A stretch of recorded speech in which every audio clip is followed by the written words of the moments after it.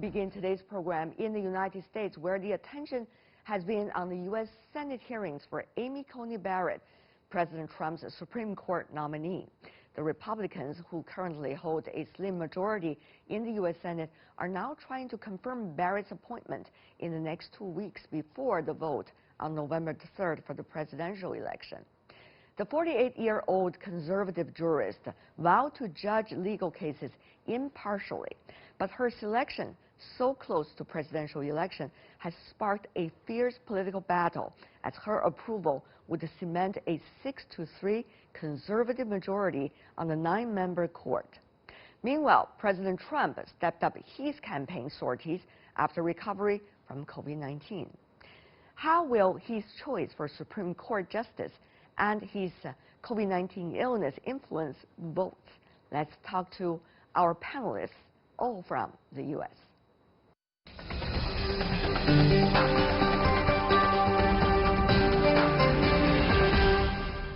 For more about the ever-changing picture, let's go to our panelists. In Charlotte, North Carolina, we are joined by Mary Curtis, a columnist and the roll call senior leader of the Op-Ed Project.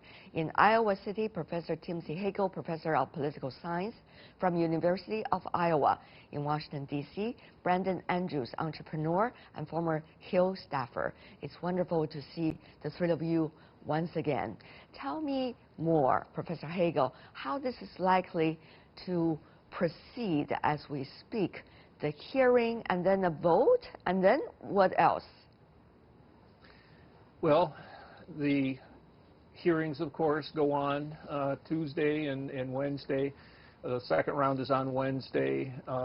Then the Senate Judiciary Committee will do some business internally, basically have to wait about a week before they can get together again and have the vote in the committee to determine whether they want to advance the nomination to the full Senate.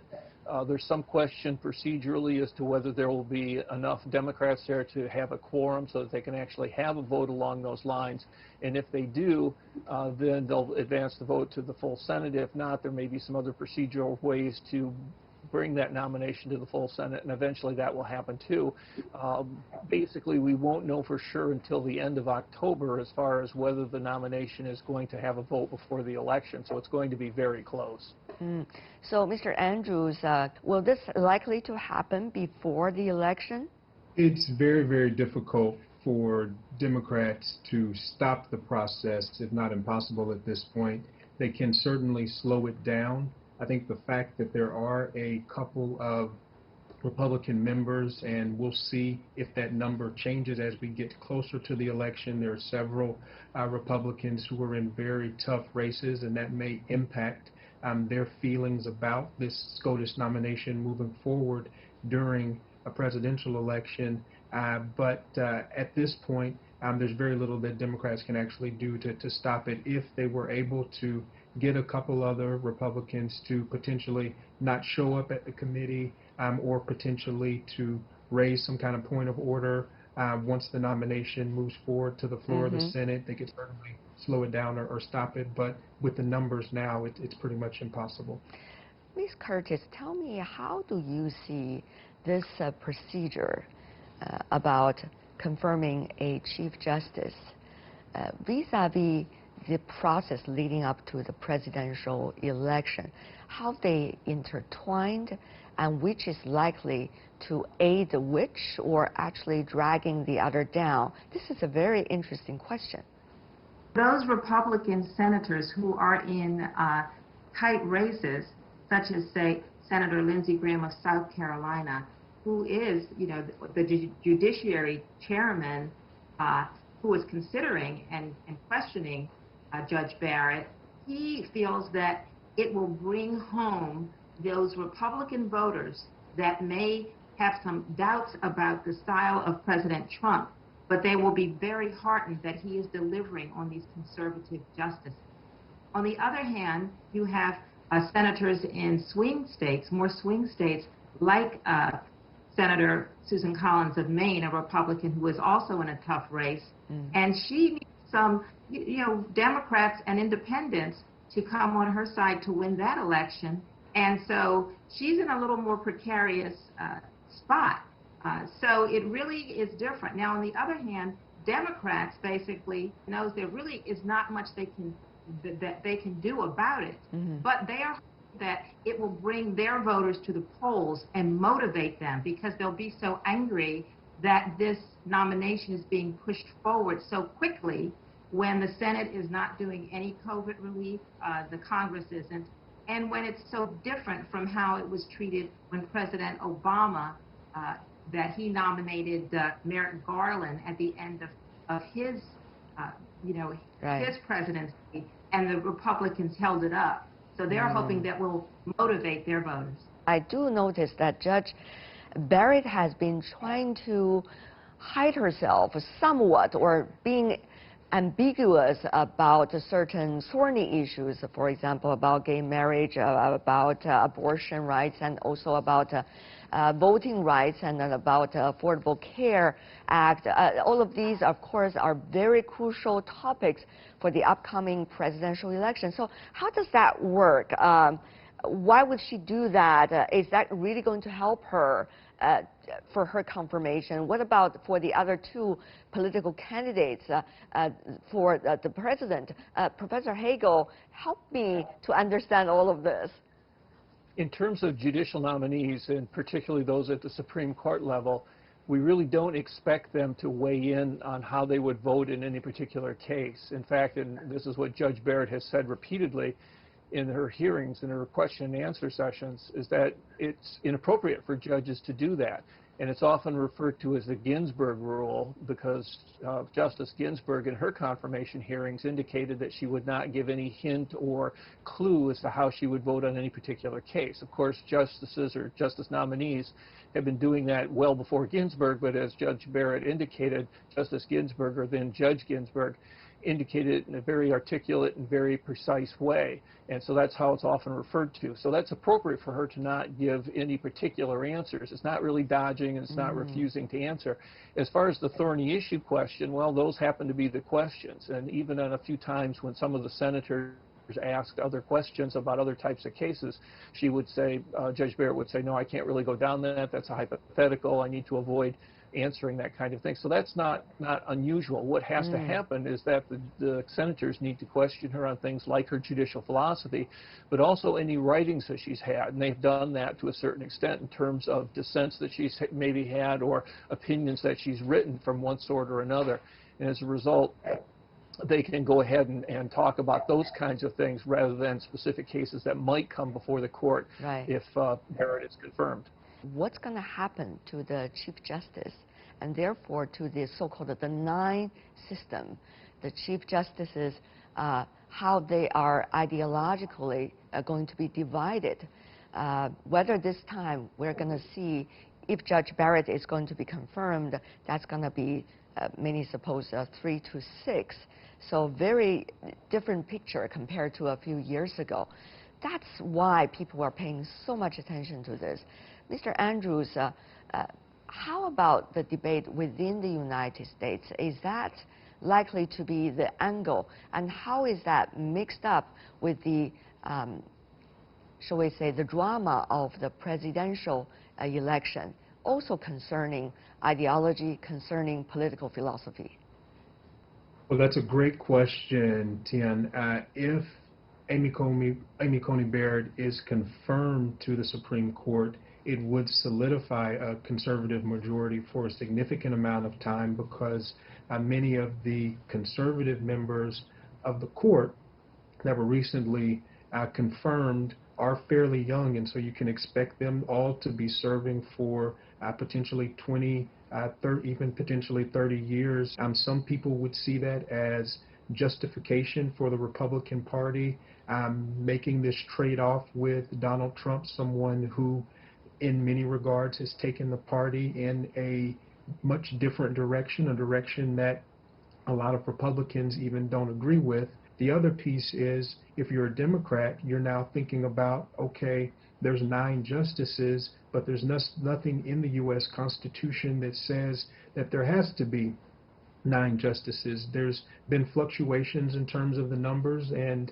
of justices over the history of the United States is not a change to that number, hasn't happened in quite some time.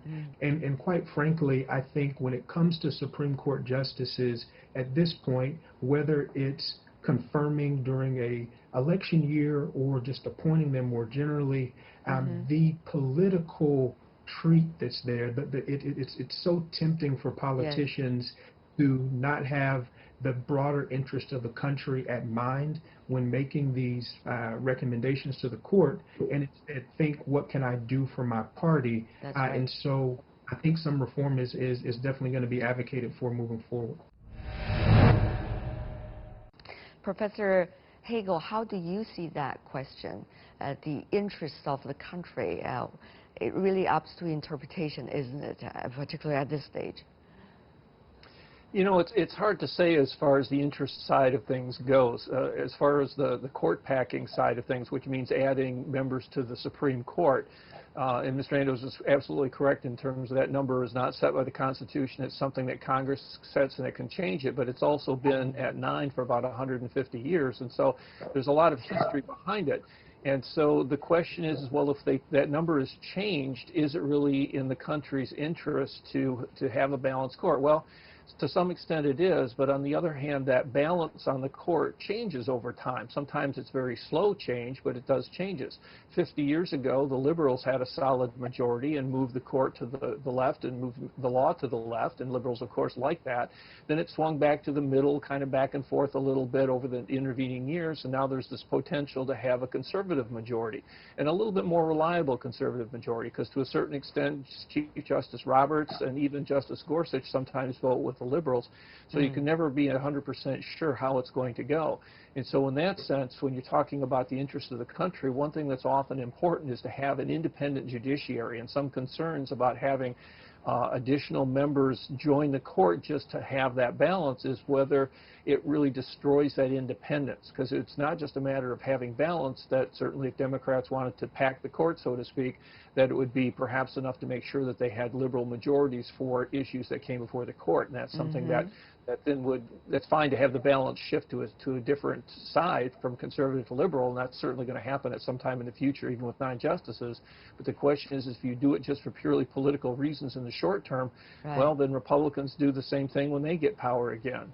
And as someone joked that ultimately we may have a Supreme Court with 500 members. I hope that's not going to happen. Otherwise, the hearing is going to go on and on and on.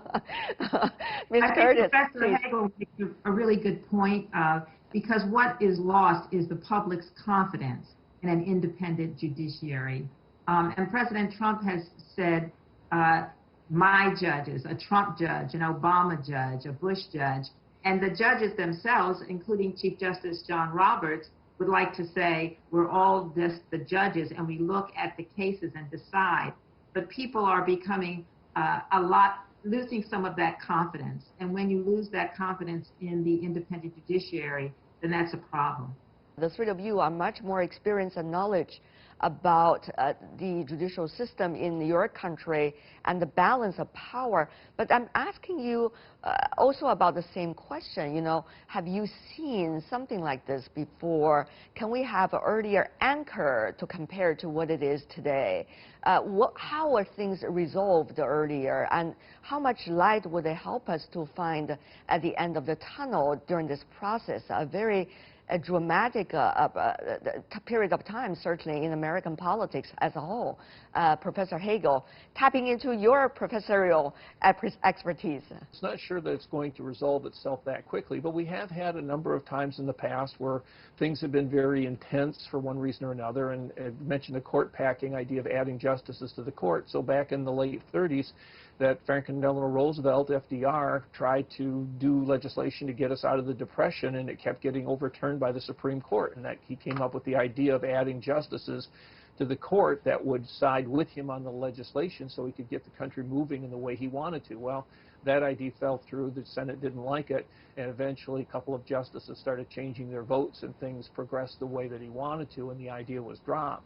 So at a certain point, sometimes we just have to muddle through until we get to the point where things resolve themselves. So it's not always a matter of coming up with some great idea that's all of a sudden going to solve this great problem. Sometimes it's just a matter of, again, muddling through until people sort of relax and can find some common ground, hopefully, to solve some of these issues. Yeah. Is muddling through, Mr. Andrews, the key word? Yeah, muddling through is functionally how it works sometimes, but the system of government does work. The Constitution, the principles laid out do work. I think you will see and continue to hear calls for significant reforms, not just to the Supreme Court. You'll continue to hear a lot of progressives want to get rid of the filibuster in the Senate, among other things that would be significant changes, get rid of the Electoral College, among other things. And so these are conversations that we need to have, but ultimately we're always able to find the path forward, even if it's not as pretty as we want it to be. There are urgent needs for the Supreme Court to function because there are a lot of issues on the line for the 9 or, you know, whatever the number of people there to decide and to help or to interact with the political leadership. So, Ms. Curtis, what about that muddling through process vis-a-vis some of the urgent issues that's in front of America, shall we say it that way? It is true that I think the court, usually you don't think of the courts in that way, but now they're in the middle of so many crucial issues that the country is polarized about. And so that's why the senators were trying to get at, you know, what her beliefs were, because as Professor Hagel said, now there's this very strong conservative bent, as opposed to John Roberts, who used to seem to try to pull things back to the center when he had to. So I do think, yes, that this is a big issue, and muddling through won't, it's going to get a little more heated. And also you have other places in the election that so many people on both sides who are very close to their candidates, we have seen some of threats of violence and other things coming out of it. So the law and following the Constitution and the law, as Mr. Andrews said, is all we have. So I think there's a lot of pressure on the court to bring it back to the law, particularly when you have these big issues and people are going to be mad no matter how they're decided. Right. Now, final question for every one of you, and brief answer, please. As we are seeing this political saga going on, what are some of the most important areas that all of us should pay attention to about this hearing and also about the later political process? Professor Hagel. As far as the hearings are concerned, we want to see whether the Democrats are able to find some particular way to criticize Judge Barrett that might draw some Republicans over to their side. It doesn't look like that's going to happen, but there may be something that comes up. We don't know at this point. And what we've seen in the last, well, not the last 2 hearings, but certainly the last hearing, is that sometimes information comes out late that maybe changes the dynamic of what's going on. But then we also have to wait to see in terms of what she does when she gets on, if she gets on the court, what she's going to do, how she's going to interpret laws, and how to interpret some of those important issues that Ms. Curtis was talking about. Well, I do think that it looks that she will be, Judge Barrett will be confirmed. And if so, it might be the most partisan and closest vote that we've had in quite a while, if ever, on the court. And if that happens, I do think there will need to be some repair work and, you know, cause people to have more trust in an independent judiciary, devoid of the politics, and not to be blind with the politicians. The decision over this past week of the Supreme Court basically ending the United States Census, so basically ending the count, underscores the importance of Supreme Court nominees and also underscores the importance of the election. And I'm sure Democrats will be using the fact that the census was ended as a way to get out the vote in advance of November. Brandon Andrews, Timothy Hagel, last but not least, and Mary Curtis. Always a pleasure. Thank you so much.